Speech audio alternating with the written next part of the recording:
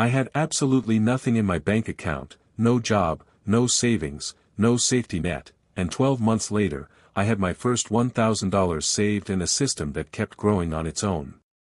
Stick with me, because what I'm about to share isn't some motivational speech filled with empty promises. This is the exact, step-by-step breakdown of what I actually did, the real decisions, the hard moments, and the small wins that eventually added up to something I'm genuinely proud of. Before we get into it, I want you to understand one thing clearly. Starting from zero is not a disadvantage. I know that sounds crazy right now, especially if you're sitting there stressed about bills, wondering how you're going to make rent, or feeling like everyone else around you is somehow ahead. But zero is actually a starting line. It's clean. There's no debt mindset dragging you down yet, no bad habits baked into your budget, and no complicated financial mess to untangle before you can move forward. You are starting fresh, and that is genuinely powerful if you use it correctly. Now I'm not going to pretend this journey was easy. There were weeks where I questioned everything. There were moments where I almost gave up and convinced myself that financial stability was just something that happened to other people. People who were luckier, smarter, or born into better circumstances. Maybe you felt that exact same way. Maybe that's why you clicked on this video in the first place. But here's what changed everything for me. I stopped looking at money as this mysterious, complicated thing that only certain people understood. I started treating it like a skill, and skills can be learned by anyone, at any income level, at any starting point, including zero. So in this video, I'm going to walk you through every single step. We're talking about mindset, we're talking about income, budgeting, saving, building an emergency fund, and eventually growing your money even when it feels like there's nothing left to grow. This is the full roadmap, nothing held back. But first, let's talk about the one thing that almost everyone skips, and it's the reason most people fail before they even begin. The number one reason most people never build wealth from zero has nothing to do with money. It has nothing to do with their income, their education, or even their circumstances. The real reason is the story they keep telling themselves about money, and until you change that story, no budgeting app, no savings hack, and no side hustle advice is ever going to stick. Think about it this way. If you grew up in a household where money was always tight, where arguments about bills were a regular thing, where the phrase, "we can't afford that," was something you heard constantly, then somewhere deep in your mind, you built a belief system around money being scarce, stressful, and out of reach. That belief system didn't disappear when you became an adult. It followed you. It shows up every time you avoid checking your bank account. It shows up when you feel guilty spending money on yourself. It shows up when you convince yourself that saving is pointless because something will always go wrong anyway. That is what we call a scarcity mindset, and it is the single biggest financial obstacle you will ever face. Not your income. Not the economy. Not bad luck. Your own deeply rooted beliefs about what is possible for you. So how do you fix it? You start by becoming aware of the narrative. Every time a negative thought about money shows up, "I'll never have enough, rich people are just lucky, saving is impossible on my income," you catch it. You write it down. And then you consciously replace it with something more accurate and more useful. For example, instead of saying, "I can't afford this," try asking, "How can I afford this?" That one tiny shift moves your brain from a closed, defeated state into a problem-solving state. It's not toxic positivity. It's redirecting your mental energy toward solutions instead of limitations. Another mindset shift that completely changed my relationship with money was understanding the difference between being broke and being poor. Broke is temporary. Broke means you don't have money right now. Poor is a mindset, it's the belief that you will never have money, no matter what you do. You can be broke today and financially free in a few years. But if you carry a poor mindset, you will self-sabotage every opportunity that comes your way without even realizing it. Start feeding your mind differently. Read books, watch videos, listen to podcasts from people who have actually built wealth from nothing. Not to copy their exact path, but to normalize the idea that financial progress is possible for someone who looks like you, starts where you are, and has what you have right now. Alright, so your mindset is shifting. You're starting to believe that this is actually possible for you. Good. Because now we're moving into the first practical step, and this one makes a lot of people deeply uncomfortable. We are going to look at your actual numbers. Not an estimate. Not a rough guess. The real, honest, sometimes ugly truth of your current financial situation. Most people avoid this step completely. They have a vague sense of what's coming in and an even vaguer sense of what's going out. They know they're spending too much, but they don't want to sit down and actually confirm it. Because as long as you don't look, you can maintain the illusion that things aren't that bad. But here's the hard truth, you cannot fix what you refuse to face. Ignoring your numbers doesn't make them better. It just means they keep quietly working against you while you stay stuck wondering why nothing ever changes. So here's what I want you to do. Grab a piece of paper, open a notes app, or pull up a basic spreadsheet, whatever works for you. We are going to do a complete financial snapshot in 3 simple sections. The first section is income. Write down every single dollar that comes into your life each month. Your salary, any freelance work, any side income, any government assistance, any money from family, everything. Don't judge it, don't be embarrassed by the number, just write it down as clearly and honestly as possible. This is your total monthly income. The second section is fixed expenses. These are the bills that come out every single month without fail: rent or mortgage, phone bill, insurance, subscriptions, loan payments, anything that is a set recurring cost. List every single one with its exact amount. People are often genuinely shocked at this stage because they forgot about 3 or 4 subscriptions they haven't used in months but are still quietly draining their account every single month. The third section is variable expenses. This is where most people's money quietly disappears. Food, transportation, eating out, entertainment, shopping, coffee runs, random online purchases, all of it. Now, if you've never tracked this before, go through your last 30 days of bank statements and add it all up. Don't round down. Don't skip the embarrassing ones. Be completely honest with yourself because this exercise only works if the numbers are real. Once you have all 3 sections filled out, do the math. Subtract your total expenses from your total income. What's the number? Is it positive, meaning you have money left over each month? Or is it negative, meaning you are spending more than you earn? Either way, this number is your starting point, your financial ground zero, and knowing it with complete clarity is more powerful than any advice anyone could ever give you. Because now you're not guessing. Now you're working with facts. And facts, no matter how uncomfortable they are, give you something incredibly valuable, the ability to make a real plan. Now that you know exactly where your money is going, it's time to make some cuts, and I want to be very clear about something before we dive in. This is not about punishing yourself. This is not about living like a monk or giving up every small joy in your life. This is about being intentional. There is a massive difference between choosing not to spend and feeling forced not to spend. Go back to your variable expenses list from the last step.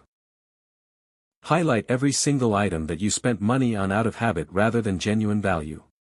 That streaming service you haven't opened in 2 months, gone. That gym membership you signed up for in January and visited twice, canceled today. Those 3 food delivery orders per week that cost you double what cooking would, cut down to 1, maximum. Here is a rule that completely changed how I looked at spending. Before any non-essential purchase, ask yourself one honest question. Does this bring me real value, or am I just filling a moment of boredom or stress? Most impulse spending falls into the second category. And impulse spending is one of the biggest reasons people stay broke even when their income is decent. Small leaks sink big ships. $20 here, $15 there, it feels like nothing in the moment. But add it up across a month and you are often looking at hundreds of dollars disappearing into purchases you barely even remember making. Plug those leaks first. That recovered money becomes the foundation of everything we build next. Now that you've stopped the unnecessary bleeding, it's time to build the system that keeps your money organized going forward, your first real budget. And before you roll your eyes, I need you to drop every negative association you have with that word. A budget is not a restriction. A budget is permission. It is you telling your money exactly where to go instead of wondering where it went. The simplest budgeting method for beginners is the 50/30/20 rule. 50% of your income goes to needs, rent, food, transportation, utilities. 30% goes to wants, entertainment, dining out, hobbies. 20% goes to savings and debt repayment. That's it. Clean, simple, and effective. Now if you're starting from zero, that 30% wants category might feel too generous right now. And honestly, in the beginning, it should be tightened. Temporarily flip it, put 30% toward savings and only 20% toward wants. This aggressive early phase is what builds your foundation faster than anything else. The most important rule of budgeting is this: pay yourself first. The moment your income arrives, immediately move your savings percentage out before you spend a single dollar on anything else. If you wait until the end of the month to save whatever is left over, there will never be anything left over. Human psychology simply does not work that way. Automate it if possible, make it invisible, and learn to live on what remains. Before you think about investing, before you think about growing wealth, before you think about anything else, you need an emergency fund. This is non-negotiable. This single financial cushion is the difference between a bad month and a financial disaster. An emergency fund is simply a separate savings account that you do not touch unless a genuine emergency hits. Job loss, medical bill, car breakdown, urgent home repair, these are emergencies. A sale at your favorite store is not an emergency. A concert ticket is not an emergency. You need to protect this money like it is sacred. Now the standard advice says save 3 to 6 months of expenses. But when you are starting from zero, that number can feel completely overwhelming. So forget 3 to 6 months for now. Your only goal right now is $1,000. That's it. Just $1,000 sitting in a separate account, untouched, working as your financial shield. That first $1,000 will do something powerful beyond just protecting you financially. It will change how you feel about money entirely. That quiet confidence of knowing you have a cushion, that you can handle a small crisis without going into debt, is something that fundamentally shifts your relationship with financial stress. Open a separate savings account today. Label it emergency fund so it feels real and intentional. Then direct every extra dollar toward filling it until you hit that first $1,000 milestone. Everything else waits until this is done. Here is the truth that most budgeting advice completely ignores. There is a limit to how much you can cut expenses. At some point you cannot cut anymore, you still need food, shelter, and transportation. But there is absolutely no limit to how much you can earn. Your income is the most powerful lever you have, and pulling it even slightly can completely transform your financial situation. Now I know what you're thinking. I don't have special skills. I don't have time. I'm already exhausted. I hear you. But starting from zero does not mean starting from nothing, it means starting from where you are, with what you have, right now. The fastest way to increase income with zero startup money is selling your time and basic skills. Platforms like Fiverr, TaskRabbit, and Upwork allow you to offer services immediately with no investment required. Writing, data entry, social media management, graphic design, video editing, delivery driving, pet sitting, tutoring. These are all real income streams that real people are building from scratch every single day. Pick one thing you can do reasonably well and offer it to people this week. Not next month. Not when you feel ready. This week. Because the longer you wait for the perfect moment, the longer you stay exactly where you are financially. Even an extra $200 per month changes everything at this stage. That is your emergency fund filling up faster. That is breathing room in your budget. That is momentum, and momentum is what keeps you going when motivation fades. Once you have even one small extra income stream running, the next most important move is to never rely on just one source of money. This is a lesson that millions of people learn the hard way during unexpected job losses and economic downturns. When your only income source disappears overnight, everything collapses with it. But when you have multiple streams, losing one hurts, but it does not destroy you. Now I am not telling you to juggle 5 side hustles simultaneously while working a full-time job. That is a recipe for burnout, not financial freedom. What I am saying is to slowly and intentionally build a second stream alongside your primary income. Start small. Stay consistent. Let it grow gradually. There are 2 types of income streams you should understand. The first is active income, you trade your time directly for money. Freelancing, part-time work, and gig economy jobs all fall here.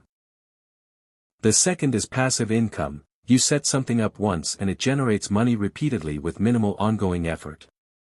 Digital products, content creation, affiliate marketing, and eventually dividend investing all fall into this category. When you are starting from zero, active income comes first because it generates cash immediately. But as soon as your emergency fund is solid and your budget is stable, you should start planting seeds for at least one passive income stream. Even if it earns you $20 a month initially, that is $20 that arrived while you slept.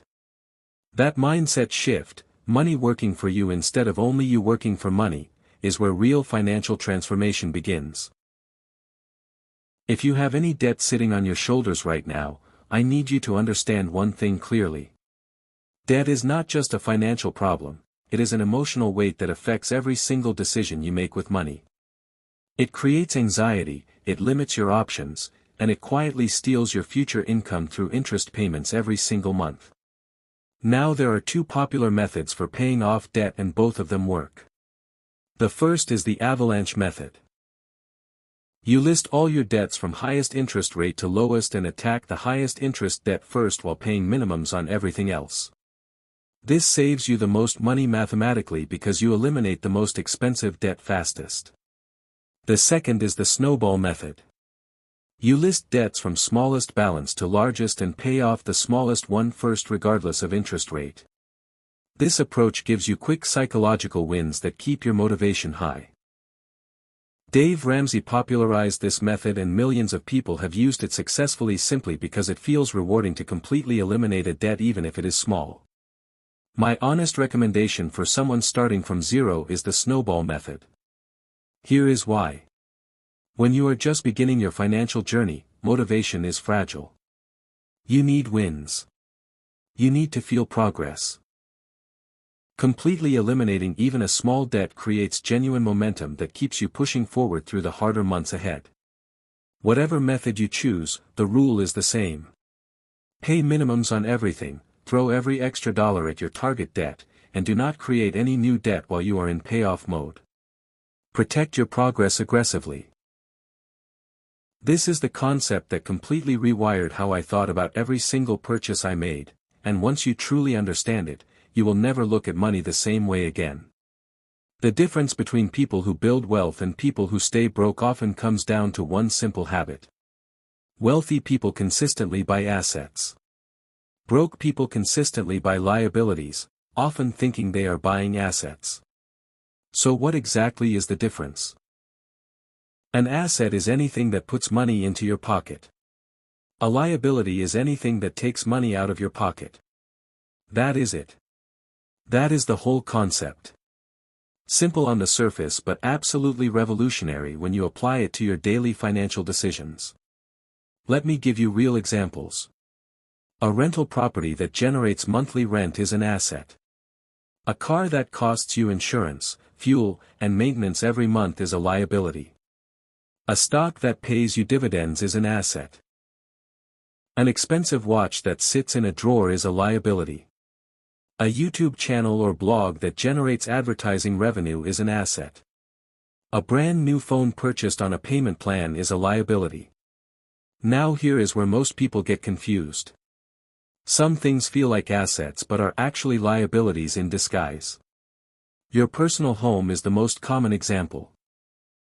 People call their home their biggest asset, but if it is costing you mortgage payments, property taxes, maintenance costs, and insurance every single month without generating any income, it is technically a liability until it appreciates enough to outweigh those costs.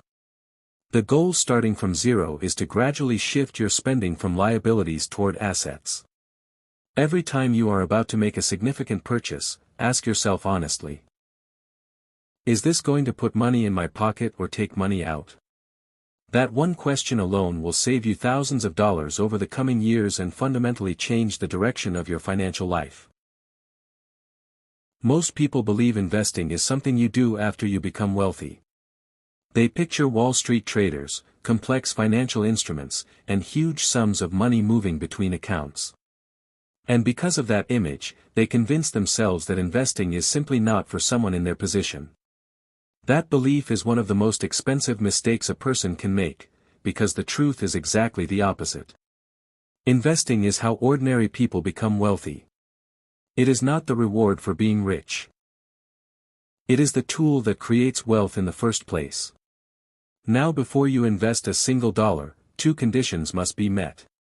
Your emergency fund must be fully funded and your high-interest debt must be eliminated or at least significantly reduced. Investing while carrying high-interest debt is like trying to fill a bucket with a massive hole in the bottom. The math simply does not work in your favor. But once those conditions are met, you start investing immediately. Even if the amount feels embarrassingly small. Here is why this matters so deeply. The most powerful force in personal finance is compound interest, and it rewards one thing above everything else: time. A person who invests $50 a month starting at 25 will end up with significantly more money than someone who invests $500 a month starting at 40. Time in the market beats timing the market, and it absolutely destroys waiting until you have more money. For complete beginners, the simplest starting point is a low-cost index fund. An index fund is essentially a basket of stocks that tracks the overall market. Instead of picking individual companies and hoping they succeed, you are investing in hundreds of companies simultaneously. When the overall market grows, which historically it has always done over long periods, your investment grows with it. Every single wealthy person you have ever admired, regardless of how they built their fortune, shares one common habit. They saved consistently, not occasionally, not when it was convenient, not when they had extra money left over at the end of the month. They saved consistently, automatically, and without negotiation. And that discipline, practiced repeatedly over time, is what separated them from everyone else who earned similar incomes but never built anything lasting. Here is the brutal reality about saving. It is never going to feel like the right time. There will always be a bill that needs paying, an expense that came out of nowhere, a reason to postpone saving until next month. If you wait for the perfect moment to start saving, that moment will never arrive. You have to create the habit before you feel ready, because readiness is a feeling that follows action, not one that precedes it. The most effective saving strategy is automation. Set up an automatic transfer from your checking account to your savings account on the exact day your paycheck arrives. Make it happen before you ever see that money sitting in your account available to spend. When saving happens automatically, you eliminate the daily willpower battle of deciding whether to save or spend.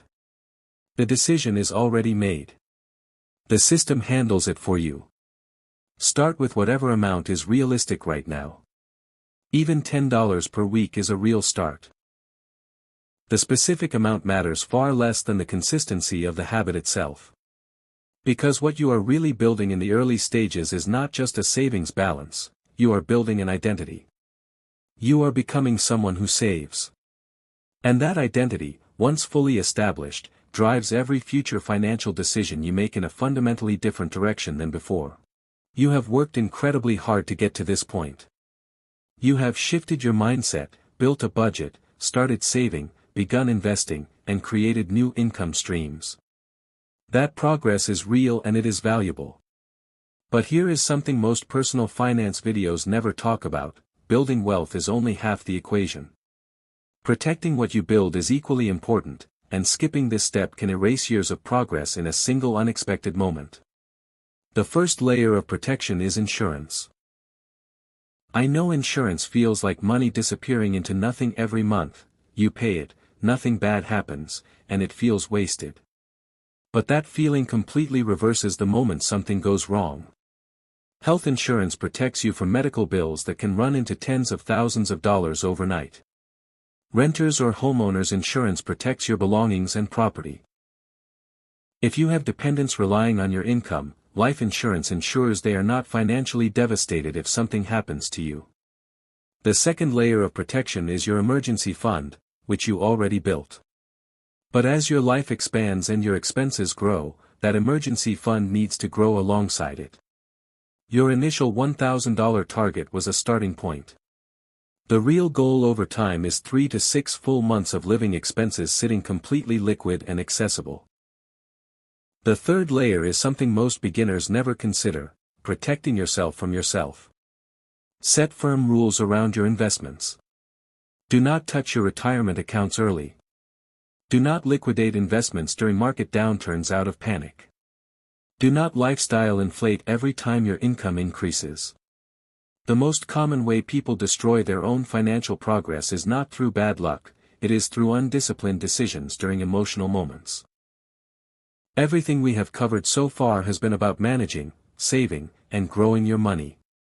But there is one more piece of the financial puzzle that quietly affects almost every major opportunity in your life: your credit score. And if you are starting from zero, there is a strong chance your credit history is either thin, damaged, or completely non-existent. All three of those situations are fixable, and fixing them opens doors that would otherwise stay permanently closed. Your credit score is essentially a numerical representation of how trustworthy you are with borrowed money. Lenders, landlords, and even some employers use it to make decisions about you. A strong credit score means lower interest rates on loans, easier approval for housing, and better financial opportunities overall. A weak or non-existent score means higher rates, more rejections, and fewer options at every turn. The simplest way to start building credit from zero is a secured credit card. Unlike a regular credit card, a secured card requires a small deposit, usually between $200 and $500, which becomes your credit limit. You use it for small regular purchases like groceries or gas, and then pay the full balance off every single month without fail. This builds a consistent positive payment history, which is the single most important factor in your credit score. The golden rules of credit building are simple but must be followed without exception. Never miss a payment. Even one missed payment can damage your score significantly.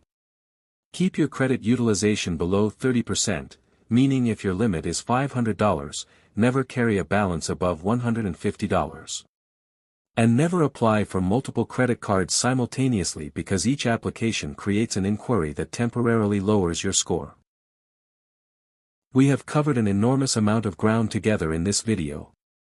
From rebuilding your mindset to facing your numbers, cutting expenses, building a budget, creating an emergency fund, increasing your income, diversifying your streams, destroying debt, understanding assets and liabilities, starting your investments, saving consistently, protecting your progress, and building your credit reputation. That is a complete financial transformation roadmap. And every single step of it is available to you starting from exactly where you are right now, with exactly what you have today. But here is the final truth I want to leave you with, and this might be the most important thing said in this entire video. None of this works without patience. We live in a world that sells overnight success, instant results, and get-rich-quick shortcuts at every corner. And that noise makes slow, consistent, unglamorous financial progress feel inadequate. It makes you feel like you are falling behind when you are actually right on track. Building real wealth from zero is not a 30-day challenge. It is not a 6-month transformation. It is a multi-year commitment to making slightly better decisions consistently, even when it is boring, even when progress feels invisible, and even when people around you seem to be moving faster. The results compound quietly in the background, and then one day you look at your financial situation and barely recognize how far you have actually come. The person who saves $100 a month for 10 years with discipline and smart investing will always outperform the person who tries to get rich quickly and fails repeatedly. Slow is smooth and smooth is fast. That principle applies to money just as powerfully as it applies to anything else in life. So here is your action plan leaving this video. Today, not tomorrow, not Monday, not next month, today you write down your income and expenses. Today you open that separate savings account. Today you pick one skill you can offer for extra income. Today you take one small step. Because one small step taken today is worth infinitely more than a perfect plan that never leaves your head. If this video genuinely helped you see your financial situation differently, please hit that like button right now because it helps this channel reach more people who are sitting exactly where you were at the beginning of this video. Feeling stuck, feeling hopeless, and needing someone to show them that starting from zero is not the end of the story. It is actually the beginning of the best one you will ever write. I will see you in the next video.